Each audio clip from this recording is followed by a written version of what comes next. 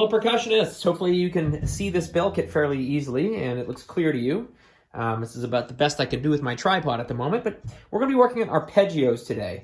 And we're going to be taking our a B-flat arpeggio with our right hand first. So here's our B-flat. And we're going to go B-flat, left hand D, right hand F, left hand B-flat. And then we come back. So then we're right hand F, left hand D, right hand B-flat. So what that is, it's called an arpeggio, and it outlines a B-flat chord. So it's...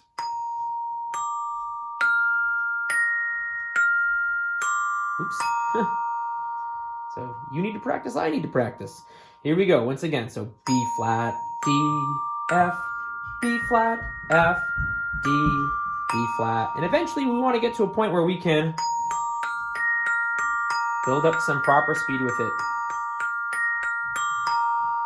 Again.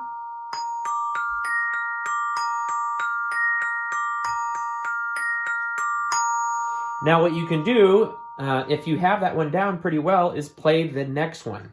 And this is a C arpeggio. So it's going to be C, E flat, G, C. Back down to G, E flat, C. Left, right, left. Oops. We could also do it starting on the right.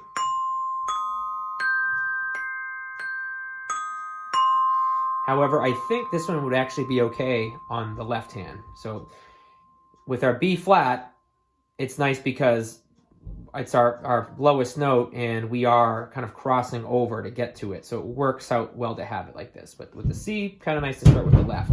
So once again, C, E flat, G, C, G, E flat, and C.